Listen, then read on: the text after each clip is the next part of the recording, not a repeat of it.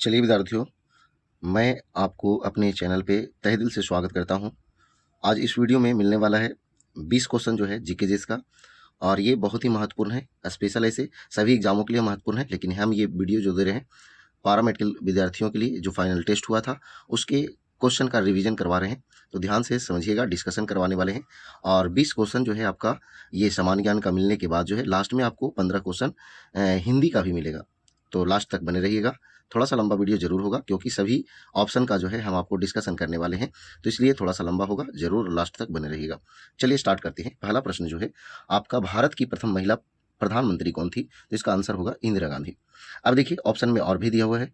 Option A जो दिया हुआ है सरोजिनी नायडू, ऐसे आपका ये जो है आपका आंसर है। ठीक है, सरोजिनी नायडू जो थी वो भारत की प्रथम महिला राज्यपाल थी, राज्यपाल। ठीक है, और प्रथम महिला मुख्यमंत्री बोलेगा तो सुचेता कृपलानी थी। आगे देखिए, द्रौपदी मुर्मू क्या थी?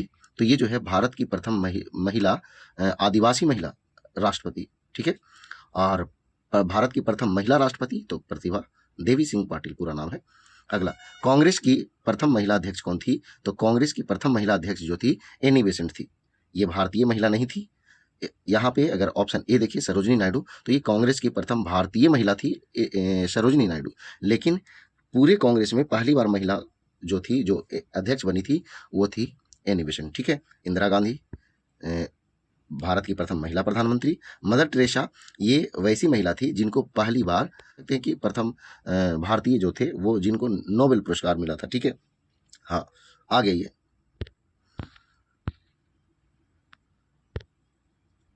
प्रथम भारतीय महिला थी जिन्हें नोबेल पुरस्कार मिला था, मदर टेरेसा।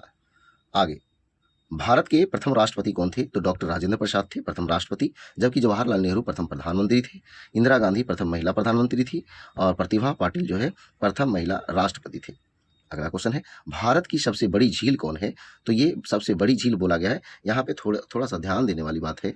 यहाँ सबसे बड़ी झील में चिल्का भी हो सकता है, बुल्लर भी हो सकता है, लेकिन थोड़ा सा क्वेश्चन टाइपिंग मास्टर जो है ना ये गलती कर चुके हैं, तो इसलिए यहाँ पे सबसे बड़ी जो मीठे पानी की झील होगी तो वो आंसर हो जाएगा वुलर झील। लेकिन अगर क्वेश्चन कह दिया जाए कि खारे पानी का सबसे बड़ा झील कौन है, तो चिल्का झील। ऐसे आप ध्यान दीजिएगा, सबसे बड़ी झील बोलेगा कि कौन है तो इसमें आपको वुलर झील ही मारनी है। ठीक है, जब खारा पानी बोलेगा तभी आपको चिल्का झील मारनी है। ठीक है, तो देखो वुलर झील कहाँ है? जम्मू कश्मीर में, जबकि चिल्का झील उड़ीसा में है, लोकटक झील मणिपुर में है, और सांभर झील जो है वो राजस्थान में है। आगे देखिए, अगला क्वेश्चन है, सर्वाधिक पशुओं वाला देश कौन सा है? तो सर्वाधिक पशुओं वाला देश अपना प्यारा भारत है। अब देखिए इसमें और भी देश दिए हुए हैं, चीन है, जिनका राजधानी आप बता दीजिए, कमेंट बॉक्स में आपको बताना है। ठीक है, अमेरिका का वाशिंगटन डीसी जो है आपका राजधानी है, और रूस का मॉस्को। क्लियर है, यहाँ पे आंसर जो है सर्वाधिक पशुओं वाला देश जो है भारत है। आ गई, जर्मनी और फ्रांस के मध्य कौन सी रेखा है? तो देखिए यहाँ पे थोड़ा सा मिस्टेक किया हुआ है, मैगी नोट होता है, लिखा गया है मैजी नोट, तो आंसर जो है आपका मैगी नोट होगा, जर्मनी और फ्रांस। अब देखिए ऑप्शन में है मैकमोहन, तो मैकमोहन भारत और चीन के बीच होती है। हिंडनबर्ग यहाँ भी मिसप्रिंट किया हुआ है, तो हिंडनबर्ग जो है जर्मनी और पोलैंड के बीच होता है। ठीक है, और मैन रहाइम लिखा हुआ है, लेकिन मेन रहीम होता है ये रूस और फिनलैंड के बीच है। ठीक है, आ गई। अगला है, समान लवणता को मिलाने वाली रेखा को क्या कहते हैं? तो आइसोहेलाइन कहते हैं। आइसोथर्म जो है आइसोथर्म जो है समान ताप को मिलाने वाली रेखा। आइसोहेल जो है ये समान धूप को मिलाने वाली रेखा। आइसोबार जो है समान वायुमंडलीय दाब को मिलाने वाली रेखा को कहते हैं। गैट का मुख्यालय कहाँ है? तो गैट का मुख्यालय जो है आपको जनेवा में है। गैट का मुख्यालय कहाँ? जनेवा में। आगे देखिए, अगला क्वेश्चन है, न्यू शेकेल किस देश की मुद्रा है? तो न्यू शेकेल जो है आपका इजराइल की मुद्रा है। जर्मनी का मुद्रा क्या है? तो ड्यूस मार्क है। भूटान की मुद्रा क्या है? नगुल्ट्रम है। और ग्वाटेमाला का मुद्रा क्या है? तो क्वाटजल है। आगे ये दिनार किस देश की मुद्रा है? तो दिनार जो है आपका इराक की मुद्रा है। ठीक है, इंग्लैंड का पाउंड है, ऑस्ट्रेलिया का पाउंड है, फिर आपका श्रीलंका का रुपया है। क्लियर है। स्वामी विवेकानंद के गुरु कौन थे? तो स्वामी विवेकानंद के गुरु थे रामकृष्ण परमहंस। कबीर और रैदास के गुरु कौन थे? रामानंद थे। स्वामी बिरजानंद जो है ये स्वामी विवेकानंद के गुरु थे, और बाबा नरहरि जो है ये तुलसीदास के गुरु थे। क्लियर है, आ गई। अगला क्वेश्चन है, हैदराबाद किस नदी के तट पर स्थित है? तो हैदराबाद मूसी नदी के तट पे है। अब गंगा है, तो गंगा पर बहुत सारे शहर हैं, बिहार के भागलपुर हैं, और भी बहुत सारे शहर हैं जैसे कानपुर है ना, बहुत सारे शहर हैं। नर्मदा है तो जबलपुर नर्मदा नदी के तट पर है। कृष्णा तो विजयवाड़ा कृष्णा नदी के तट पर है। क्लियर हो गया? आ गई। सूरत किस नदी के तट पर स्थित है? तो सूरत जो है आपका ताप्ती नदी के तट पर स्थित है। कृष्णा पर विजयवाड़ा, महानदी पर कटक और गोदावरी पर नासिक, ये सारे शहर स्थित है, ध्यान रखना है। पानीपत का द्वितीय युद्ध कब हुआ था? तो द्वितीय युद्ध हुआ था 1556 में। ऑप्शन बी आंसर हो जाएगा। 1526 में पानीपत का प्रथम युद्ध हुआ था बाबर और इब्राहिम लोदी के बीच, जिसमें बाबर जीत गया था। 1556 में पानीपत का द्वितीय युद्ध हुआ था, ये अकबर और हेमू के बीच हुआ था। 1576 में जो है आपका 1576 में हल्दी घाटी का युद्ध हुआ था महाराणा प्रताप और अकबर के बीच, जिसमें अकबर जीत गया था। 1761 में पानीपत का तीसरा युद्ध हुआ था अहमद शाह अब्दाली और मराठों के बीच। चलिए आगे बढ़ते हैं। अगला क्वेश्चन है प्लासी का युद्ध कब हुआ था? प्लासी का युद्ध जो है आपका 1757 में हुआ था। ये बात आपको बतानी है कि किसके किसके बीच हुआ था, ठीक है। 1565 में तालीकोटा का युद्ध हुआ था। 1545 में कालिंजर का युद्ध हुआ था। 1815 में आपको वाटरलू का युद्ध हुआ था। क्लियर है? बेसबॉल में कितने खिलाड़ी होते हैं? तो हम आपको बताए थे बेस से खो खो 9 बार, तो बेसबॉल में 9 खिलाड़ी। नेटबॉल, कबड्डी और वाटर पोलो में 7 खिलाड़ी, पोलो में 4 खिलाड़ी और 6 खिलाड़ी किसमें होते हैं ये आपको बताना है कमेंट बॉक्स में, ठीक है। राष्ट्रीय युवा दिवस कब मनाया जाता है? तो राष्ट्रीय युवा दिवस जो है 12 जनवरी को मनाते हैं। 10 जनवरी को विश्व हिंदी दिवस मनाते हैं। 26 जनवरी को गणतंत्र दिवस मनाते हैं और 30 जनवरी को क्या मनाते हैं? तो ये आपको बताना है कमेंट बॉक्स में। थोड़ा सा हिंट से देते हैं, गांधी जी से जुड़ा हुआ है, महात्मा गांधी से जुड़ा हुआ है। चलिए आगे। चलिए ये आखिरी जो है 3 प्रश्न है। राष्ट्रीय हिंदी दिवस कब मनाया जाता है? तो राष्ट्रीय हिंदी दिवस 14 सितंबर को। 15 सितंबर को अभियंता दिवस, बोले तो इंजीनियर डे। 16 सितंबर को ओजोन परत दिवस मनाया जाता है और 5 सितंबर को शिक्षक दिवस मनाया जाता है, राष्ट्रीय शिक्षक दिवस। आगे देखिए, हवा महल जो है स्थित है, कहाँ स्थित है? तो हवा महल जो है आपका जयपुर में स्थित है, ठीक है। अगर कह देगा कि इंडिया गेट कहाँ है? तो दिल्ली में। गेटवे ऑफ इंडिया कहाँ है? मुंबई में। और ताजमहल कहाँ है? तो आगरा में। क्लियर है? अगला क्वेश्चन है जो आखिरी क्वेश्चन है, शक्ति स्थल किनका समाधि स्थल है? तो शक्ति स्थल जो है इंदिरा गांधी का समाधि स्थल है, महात्मा गांधी का राजघाट है, जवाहरलाल नेहरू का शांति वन है और लास्ट में इनमें से कोई नहीं था।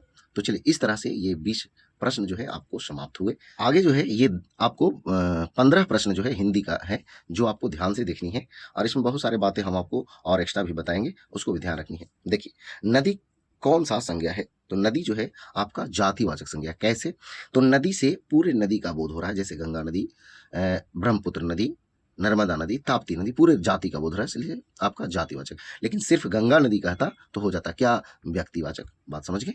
समूहवाचक, जैसे परिवार समूह वाला चीज है, सेना समूह वाला चीज है, बाजार, बारात, ये सब समूहवाचक है।